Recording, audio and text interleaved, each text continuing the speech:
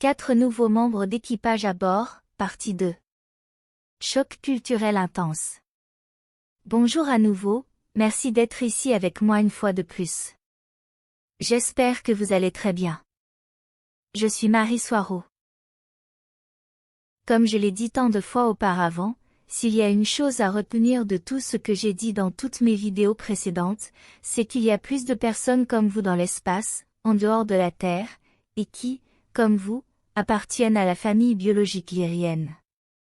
Et que les limites ou les barrières entre ce qui est considéré comme extraterrestre ou humain sont vagues et brumeuses, tout comme avec un dégradé lorsqu'il s'agit des lyriens. La plupart des membres de l'équipage tégésien à bord du vaisseau spatial Toleka orbitent autour de la Terre depuis plus de 8 ans, et certains le font depuis plus d'une décennie. Ajoutant à cela d'autres qui sont restés en bas, à la surface de la Terre, se mêlant à la population générale, se faisant passer pour l'un d'entre eux, souvent en prenant l'identité d'un humain décédé, par des moyens compliqués, certains fabriqués, d'autres en assumant l'identité d'un humain décédé. Certains membres de l'équipage, comme la reine Alénine elle-même, avaient une identité humaine et étaient bien connus là-bas, ayant vécu de nombreuses années en tant qu'humains, mais étant en réalité un step-down, un véritable extraterrestre, avant de quitter finalement la Terre pour accomplir son destin et son rôle de reine tégétienne, laissant derrière elle d'innombrables personnes qui l'ont connue autrefois et avec qui elle partageait la même table.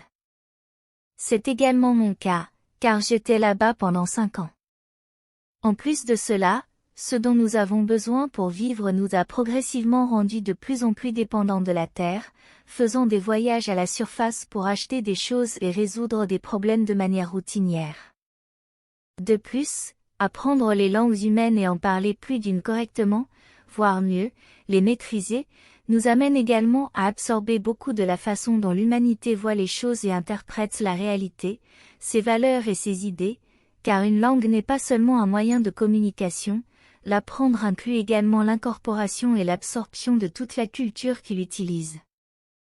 La personne qui apprend une nouvelle langue apprendra également la culture derrière cette langue, ce qui provoque des changements profonds dans la compréhension de la réalité par l'apprenant. Et même si nous passons la plupart de notre temps en orbite, tournant en rond dans notre cité flottante fermée, nous avons beaucoup de contact avec tout ce qui se passe là-bas sur Terre, grâce à Internet, qui est devenu notre principal moyen de recherche et d'échange avec quiconque sur Terre. Tout cela signifie que nous importons des idées, des concepts et des choses dans ce vaisseau qui orbite autour de la Terre. Cela signifie qu'après d'innombrables années d'influence humaine, les façons et le comportement à bord du Toleka sont devenus un mélange unique de la culture spatiale tégétienne et du mode de vie humain. Je suis bien consciente que de nombreux détracteurs de cette divulgation, pour l'appeler ainsi, disent que nous sommes trop humains pour être réels, que nous avons besoin d'argent pour survivre, et je comprends leur point de vue, mais comme je l'ai déjà expliqué, nous sommes des personnes de 2 cultures, un pont, nous avons un pied sur Terre et l'autre dans l'espace, pour ainsi dire. Et c'est précisément pourquoi nous pouvons vous parler, parce que nous pouvons nous identifier à vos idées et à vos besoins, et parce que nous utilisons votre langue et vos concepts, mais tout le monde à bord n'a pas eu une telle connexion forte et une vaste expérience sur Terre. Tous les membres de l'équipage n'ont jamais été là-bas et n'ont pas de vie antérieure, ni de karma à résoudre, et ils sont ici avec nous en orbite simplement parce qu'ils veulent aider. Un exemple de tel membre d'équipage est le chirurgien du vaisseau, Senetra, qui est à moitié tégétienne et à moitié solacienne, ce qui lui donne un aspect extraterrestre distinctif avec sa peau blanche porcelaine, ses yeux bleus clairs et ses cheveux blonds très clairs, presque blancs. Permettez-moi de vous rappeler que les Solaciens, également appelés Pléiadiens blancs, sont les habitants des planètes Plénia, Galénia et Plésia, qui orbitent autour de l'étoile Pléione, ou 28 Tauri, dans le système stellaire des Pléiades M45, à environ 440 années-lumière de la Terre. Pour des raisons de sécurité et d'efficacité, la reine Alénine a maintenu ce vaisseau avec très peu de membres d'équipage à bord, et avec quelques nouvelles arrivées qui ont été soigneusement choisies, nous gardant tous dans une sorte de notre propre communauté, dans une sorte de bulle de pureté. Et puis ces 4 derniers membres d'équipage arrivent ici avec nous, 2 couples, Pixis et Lexadera, et son petit ami Edan Izar également d'Hera, Tarel de Témer et sa petite amie, Amiclès de Témer. Tous les 4 sont là pour remplir le rôle de pilote de chasse, pour la sécurité du vaisseau amiral Toleka. Mais ces 4 nouvelles personnes n'ont jamais eu de contact avec la Terre. Elles sont l'un des meilleurs exemples de Tégétiens purs, sans aucune influence humaine quelle qu'elle soit. Ils sont arrivés ici sans aucune connaissance de ce qui se passe sur Terre, à part les bases les plus élémentaires, fortement altérées et modifiées, qu'ils enseignent à l'Académie de vol à Témer. Comme on pouvait s'y attendre, ils ne parlent aucune langue humaine, aucune du tout, donc leurs concepts et leur culture sont tégétiennes, à son état le plus pur. Et puis ce qui n'était pas prévu s'est produit, un choc culturel fort, non seulement entre les nouvelles arrivées et la culture terrestre, mais aussi entre eux en tant que Tégétiens purs et nous ici, fortement influencés par la Terre après de nombreuses années d'exposition. Ce que nous avons remarqué en premier chez eux, c'est qu'ils sont extrêmement innocents, voire naïfs, mais d'une manière belle, sans les diminuer en aucune façon.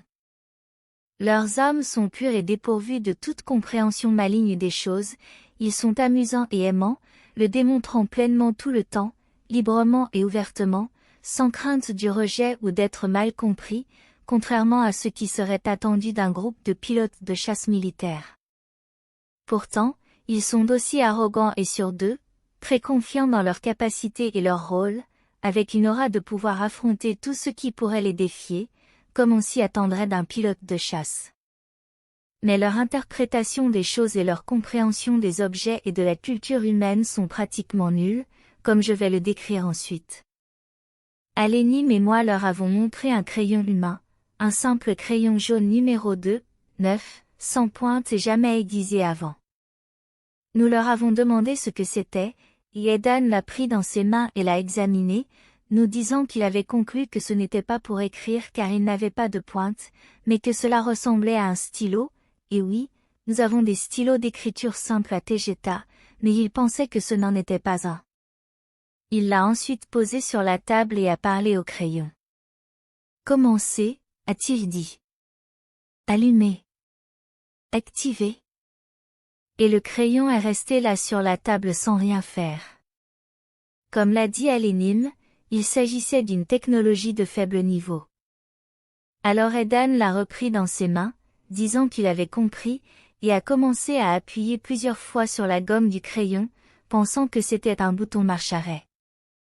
Et j'ai dit, non, c'est une technologie encore plus basse. Ensuite, nous les avons emmenés dans la salle de cinéma, un endroit rempli de canapés bleus et d'une grande télévision de 55 pouces, pour regarder des films humains. Nous avons diffusé le film Matrix de 1999, pour eux, mais ils n'ont rien compris.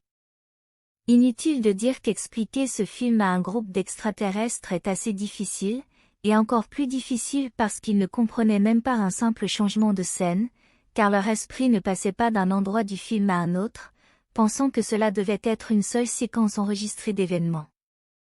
Ils pensaient que c'était un enregistrement d'événements réels, et non une pièce de théâtre fictive.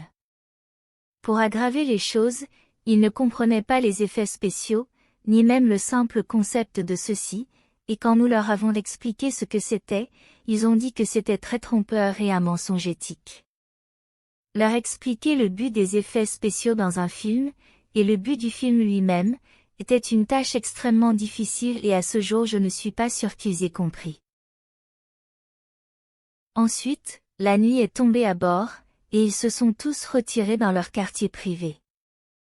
Mais vous connaissez la petite Sophia, Yazi, elle aime faire des tours et des farces, et ces innocents nouveaux arrivants sont des cibles parfaites pour elle. Le lendemain matin, les 4 nouveaux nous ont informé qu'il y avait des fantômes dans leur chambre, car ils ressentaient la présence de quelqu'un qui se promenait et certaines de leurs affaires avaient changé et bougé pendant la nuit. Bien sûr, c'était la petite Sophia et ses farces, ayant réussi à se faufiler dans leur chambre en contournant les serrures de porte, malgré les avertissements des adultes de ne pas le faire. peut-être en passant à travers les murs pour ceux d'entre vous qui le savent. Quant à ceux d'entre vous qui ne le savent pas, il vaut mieux que les choses restent ainsi, croyez-moi. Mais ce qui est intéressant ici, c'est que tous les nouveaux membres de l'équipage n'ont montré aucune peur, étant donné que les fantômes sont quelque chose de normal pour eux, largement accepté comme réel à Tegeta. Ils n'avaient aucune réaction de peur, donc nous avons remarqué que la peur des fantômes et des activités paranormales est peut-être quelque chose de spécifique à la Terre, car les gens craignent l'inconnu. En revanche, les fantômes et les apparitions font partie de la vie quotidienne des Tegetiens, ils comprennent le phénomène, donc il n'y a rien à craindre. En outre, l'astral inférieur à Tegeta est très paisible, tout comme sa matrice planétaire entière, son inconscient collectif, est très positif et propre, dépourvu de malignité. Il semble que Sophia n'ait pas pu les effrayer avec sa blague après tout. Plus tard, les nouveaux arrivants nous ont demandé pourquoi beaucoup de nos vêtements avaient des étiquettes. Nous avons dû expliquer soigneusement que ces vêtements étaient d'origine humaine et que les étiquettes servaient à les classer par taille, à indiquer comment ils devaient être lavés, ainsi qu'à afficher leur prix ou leur valeur monétaire en magasin. Ils ne comprenaient pas les concepts de taille dans les vêtements, car, bien sûr, à Tegeta, il n'existe pas, car tous les vêtements sont adaptés à chaque individu, souvent même fabriqués par la personne elle-même qui les utilisera. Le simple concept de vêtements produits en masse, ou de quoi que ce soit produit en masse, leur est complètement étranger, tout comme une économie en tant que telle, car une chose en entraînant une autre, ils nous ont demandé ce qu'était la valeur monétaire.